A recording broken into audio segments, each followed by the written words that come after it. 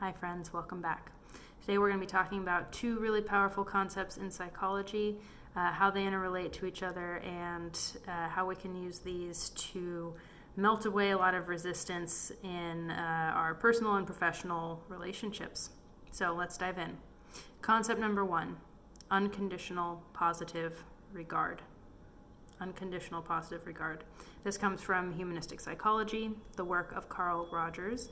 And unconditional positive regard essentially holds that no matter how miserably a person might be behaving in a given moment, we can hold the person's behavior and actions and have our opinions about that. We can hold that separate from the inherent nature and essence of that person as a human. These can be two separate things. And what that allows us to do is to hold that they have the capacity for change, they have the capacity for behavior change, and just because they might be behaving badly on a given day does not mean that they are inherently an awful person that is completely irredeemable and is going to be stuck that way forever. Okay? Much more on that topic at another time, or if you feel like looking that up, but that's the essence of unconditional positive regard. Even if they're being kind of a jerk to us in the moment, we can hold that, maybe they're having a bad day, and this is still a person that, inherently has worth, has value, has potential, and has the ability to grow and change. Okay? So that's concept one. Concept two, which I think is interestingly interrelated here, is the self-serving bias.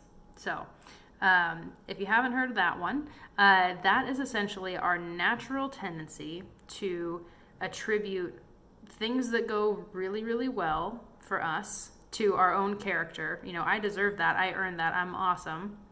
And to attribute things that happen to other people as a result of their circumstances. Well, they just got lucky. The reverse is true too for negative situations. So let's say I get into a fender bender because I'm not paying attention.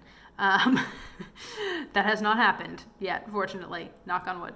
I can know, the reason I wasn't paying attention is because I was so stressed out. All this stuff is going on at work. My best friend's having a breakdown and is calling me, whatever it is. So I can attribute it to circumstances, not to myself. And a character flaw. But if somebody else, if they rear end me because they're texting, I'm going to naturally jump to the conclusion, well, that person's just an idiot and they're irresponsible.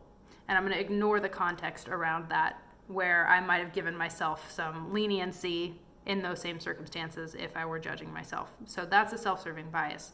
How do these two things interrelate? Well, self-serving bias really highlights where we are not bringing unconditional positive regard to another person. We are judging the person based on their circumstances, and we're casting that as the final official say on whether or not they are a good person. So our challenge is to begin to notice where we have that self-serving bias come up, where we're giving ourselves more credit and leniency and not so much to other people, and to begin to hold other people with unconditional positive regard, to say, maybe they're being annoying right now, but there's probably some reasons behind that, okay? And sometimes we need to extend this to ourselves too, unconditional positive regard. Sometimes we aren't lenient on ourselves. The perfectionists and control freaks among us will be harsher on ourselves than on other people. So that can be the case too. And applying some unconditional positive regard back to ourselves and saying, oh man, I really blew that one, but let me be a little gentle on myself. Let me consider, all the things that were going on at that time. And okay, I can see how a reasonable person might have made that mistake in the same way I did. So powerful. Now, you will find that if you begin to practice this unconditional positive regard as a way of relating to other people, even the ones that drive you the most nuts, magically things are going to start to get easier because people can tell, they can feel it at a very deep preconscious, subconscious level when you believe that they are good, when you see them, rather than you're coming in defended, judgmental, in a posture of condemnation towards them over whatever it is they did that's irritating you that day. Okay? They can feel the difference. And we naturally are, when we feel that we're being met with that judgment and condemnation, it's human nature to armor up, get defensive, and be ready to, go into fight mode and be even more irritating, likely.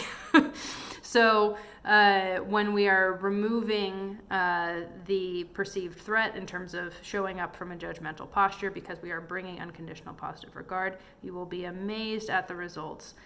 Where people begin to let their guard down, you become one less stressor on them, one less circumstance that might be creating some friction for them. And in many cases, you'll see them relax, they'll open up a little bit more, and they'll know that this is now a safe space for them to engage with you in a meaningful dialogue over whatever it is that you two have got going on. And a lot of change is possible from there. So this unconditional positive regard thing actually becomes a self-fulfilling prophecy. If you hold that people are inherently good and are capable of change, you will find that they suddenly start to meet those expectations. People can feel what you expect from them, and they will oftentimes, without even intending to, match whatever those expectations are that you are bringing in. So give this a try, experiment with someone, maybe think of one person who you are challenged by with this, give it a shot. And I'll be curious to hear how it goes. Good luck. Take care.